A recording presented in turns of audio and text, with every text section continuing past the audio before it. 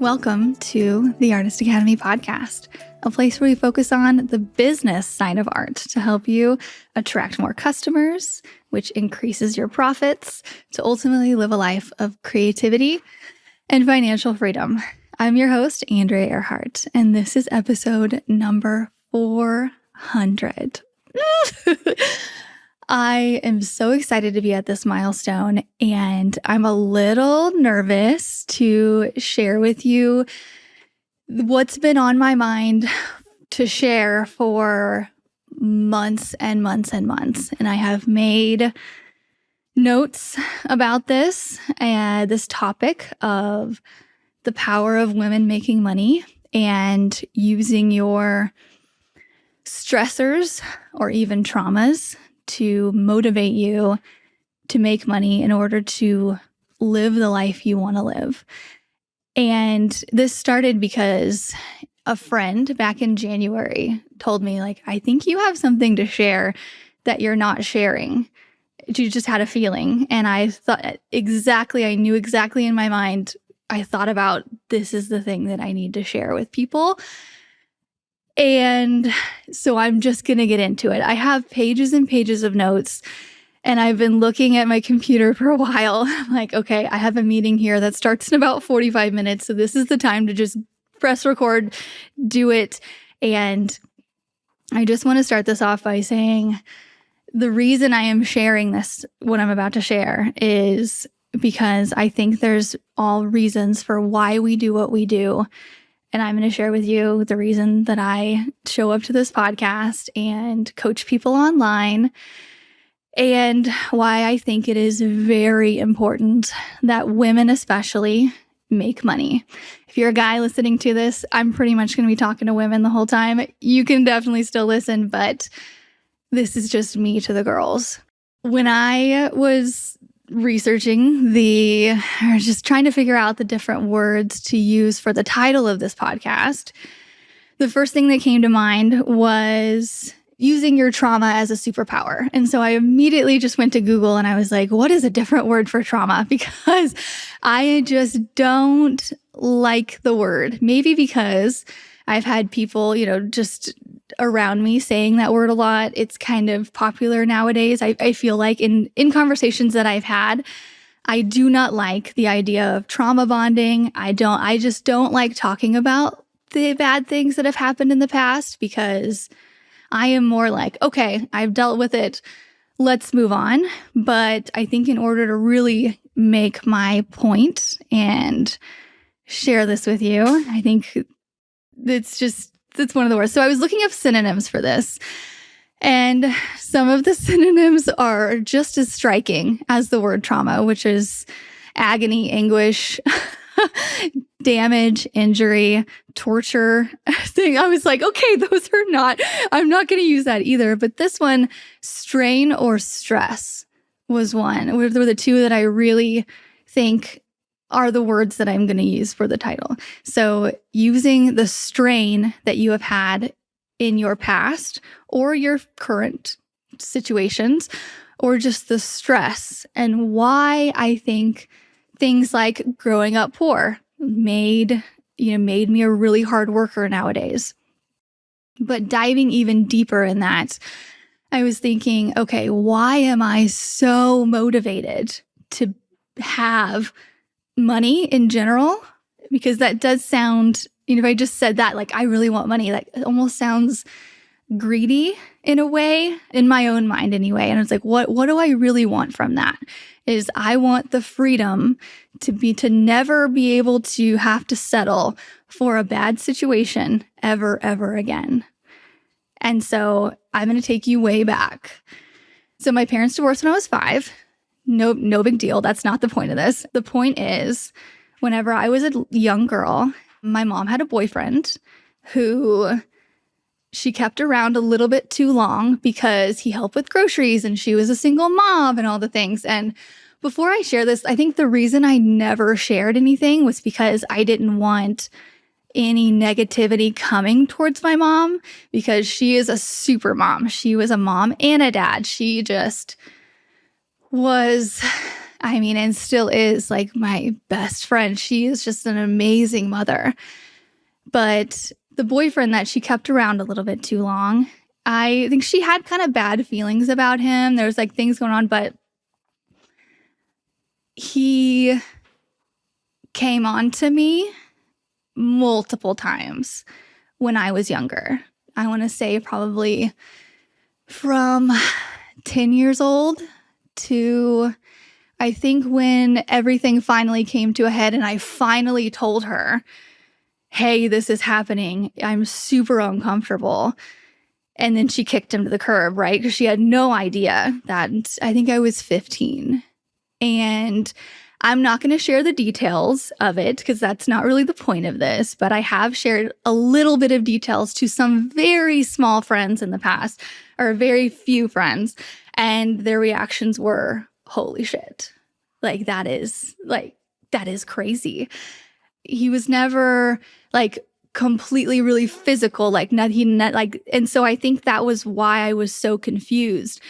But there was just weird stuff. I mean, just weird stuff. And I remember when it all came to a head, I was super confused because this was a father figure in my brain. And it was like, is this wrong? Is it like, and eventually I was like, no, this is wrong. Like this. And I was like scared in my own home for years.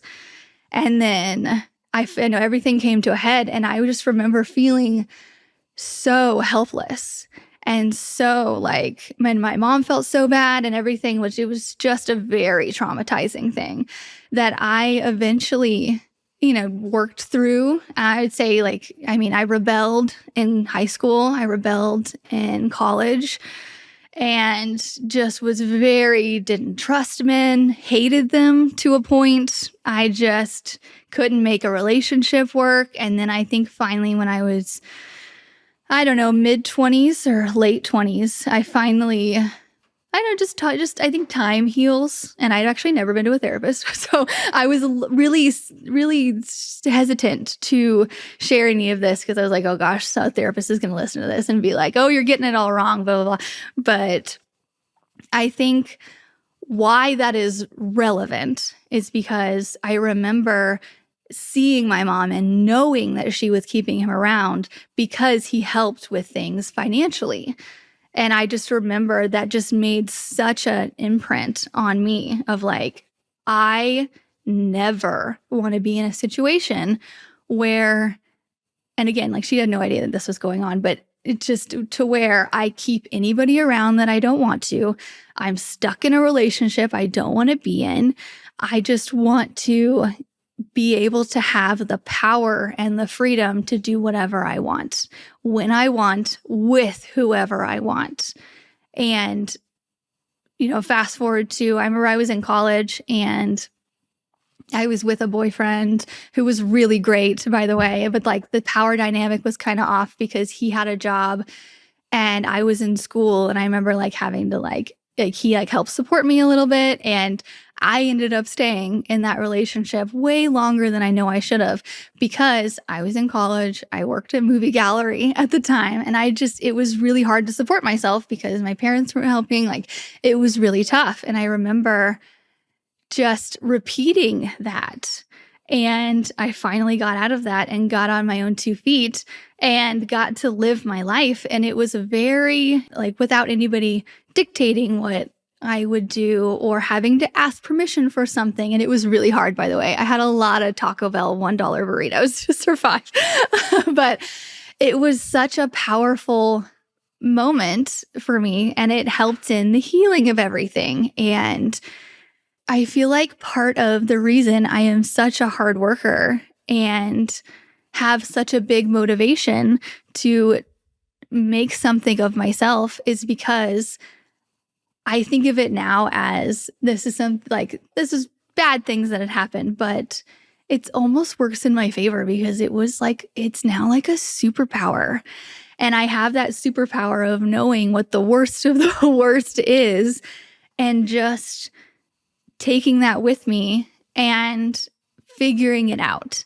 I feel like when you don't have that oh yeah, this really bad thing happened, it's not as much of a motivation. And I had that motivation. I had that motivation to do more and, again, make money.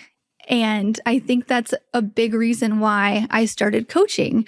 And another reason why I started coaching people and charging next to nothing for the Artist Academy. I think it started out as $22 a month, which for the potential to paint murals for thousands and thousands of dollars is nothing. And now it's $37 a month, which is still absolutely nothing. And I look back, but in my mind, I'm like, I want the single moms of the world to be able to look at this and be like, yes, this is something that I can afford. This is something that if I go in and I do the work, it's absolutely nothing in comparison to the income that I'm making. This expense is nothing. And so it's kept me from making more a little bit from coaching than maybe I could have, but it's just a big motivator for me. Anyway, after college, I remember I still had that motivation, like I'm going to make something of myself. I want to make a lot of money, because to me, money was power. Money was freedom. And I remember the first year I made $100,000, I remember thinking, I don't need a man at all. It was like a weird realization. I'm like, why would anybody get married?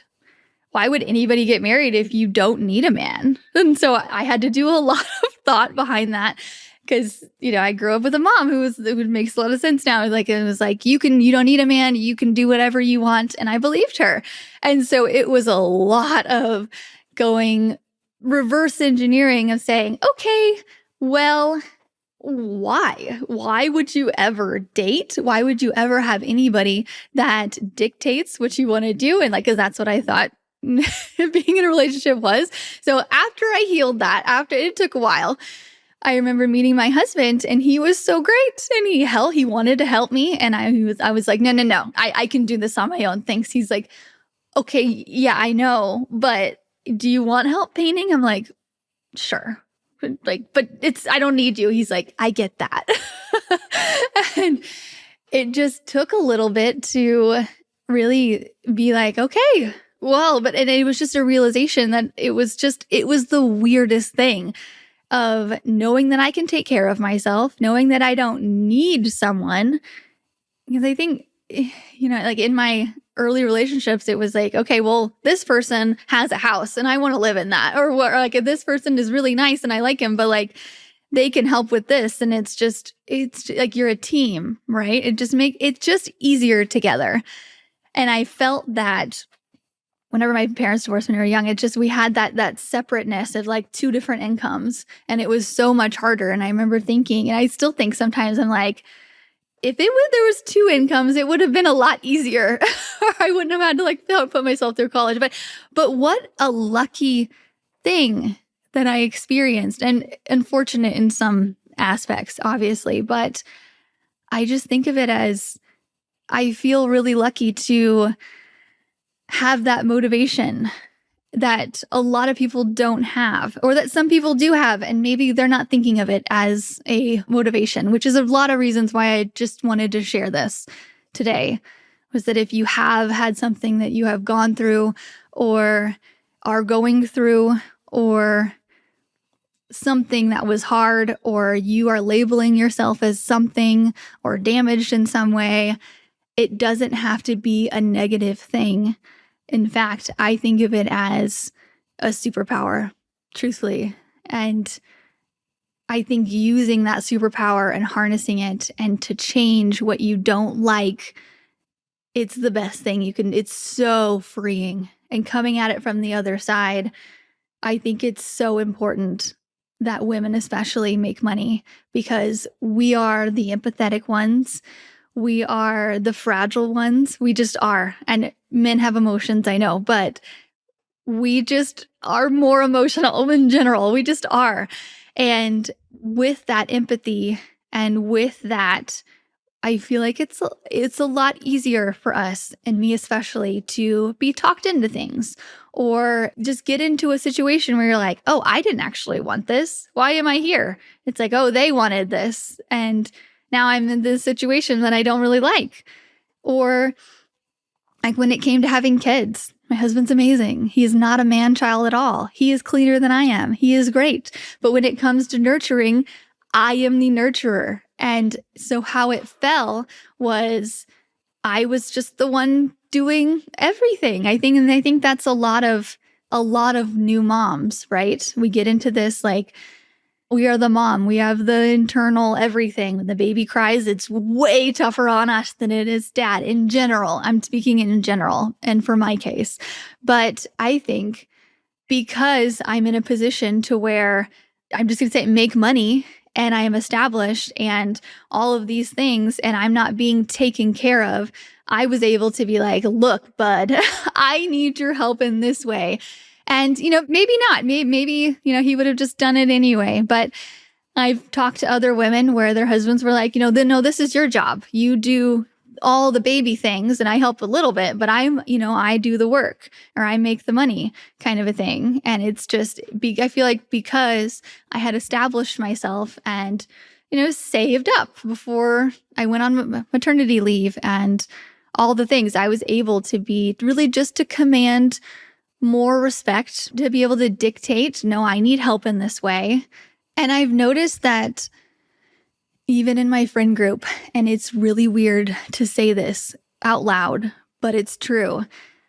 When you make money, people just respect you more.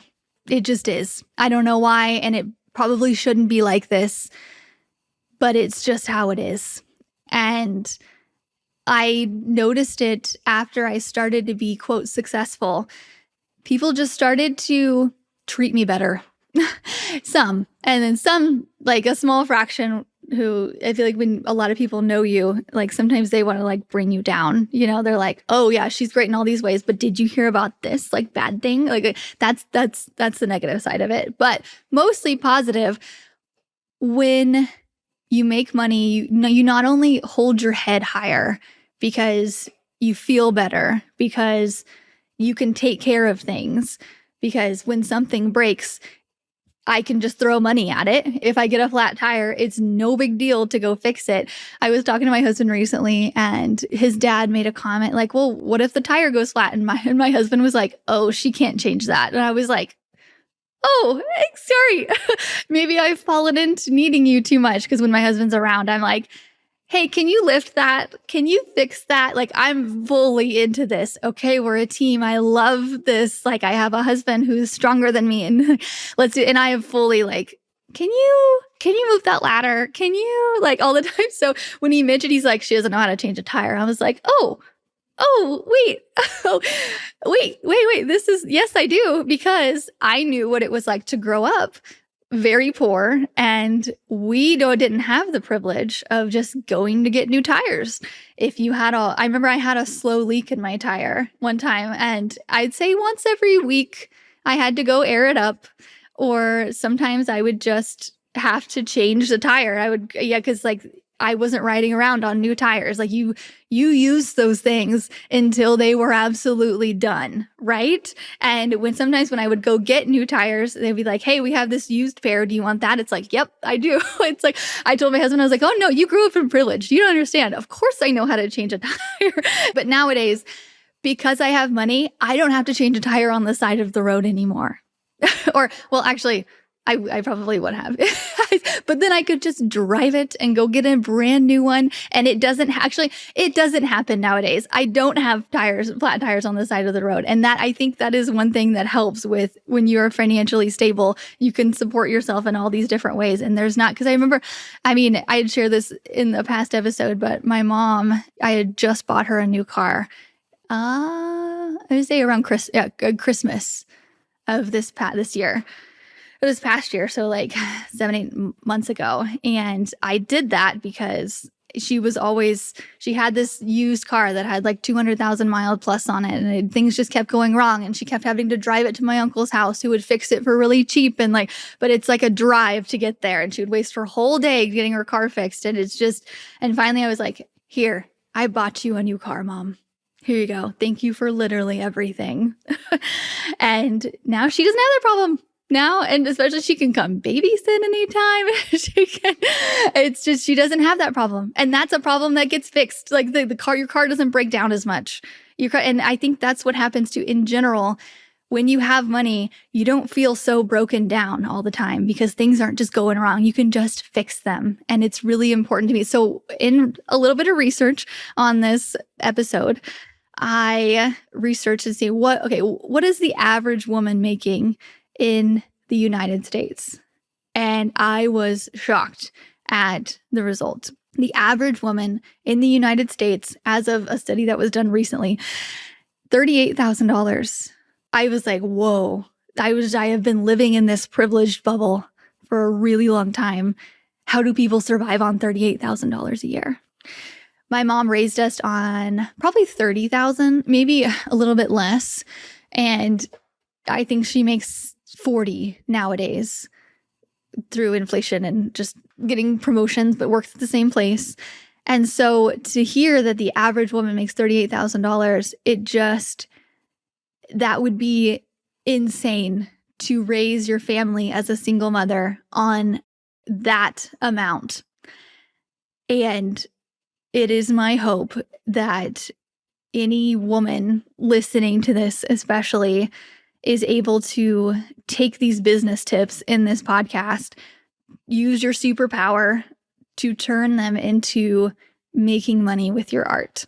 And I share a lot of mural tips because murals are the most profitable thing that I have found to make money with art by far. I am in the middle of a project right now that is $37,500. And I have a lot of expenses that come out of that, probably like 15 grand, but I'm profiting about 20 grand this week. And this is probably my biggest project of the year. Okay. So this isn't always a thing, but I'm going to be profiting $20,000 by working, a full 7 days. We work 12, 14-hour days. Like right now I'm on a day break from it to heal.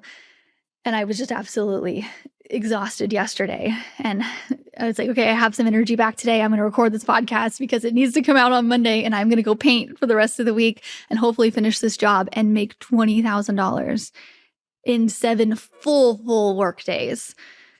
And I think this has just been the culmination of having my quote trauma morph into a superpower and end up here. And I don't even think that this is the top of the top. Like, I think it's just going to keep going up.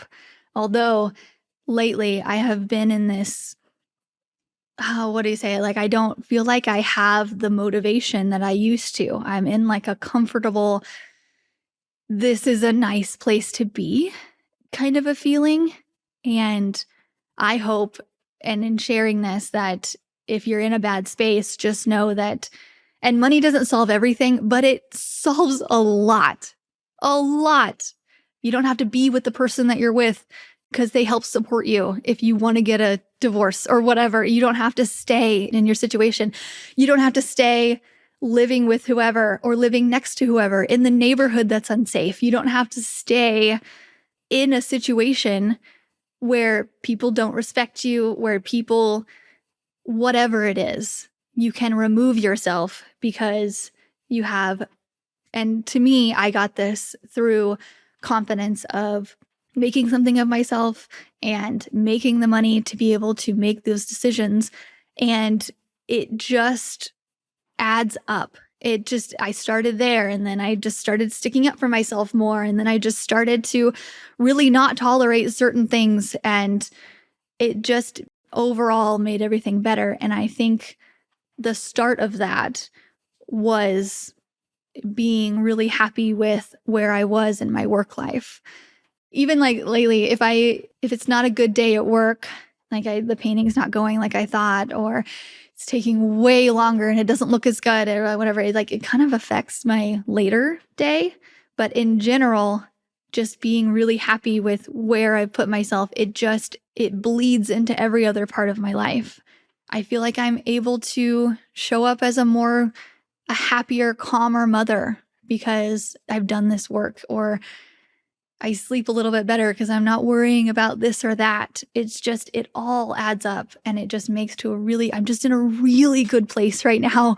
And I'm so proud of the things that I've done. And I just want to share it, not to boast, but just to share this. And like I said, I do not want to trauma bond with you. So if you want to message me about, oh, this happened to me too, blah, blah, blah, like you can, but if for any chance, like somebody I know is listening to this, please do not come up to me and was like, I'm so sorry that happened to you. That is the last thing that I want.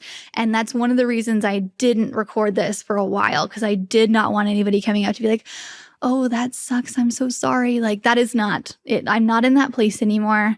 I've moved on from it. And it is just, I want to share more business tips with you, but I think it's important to talk about motivation as well.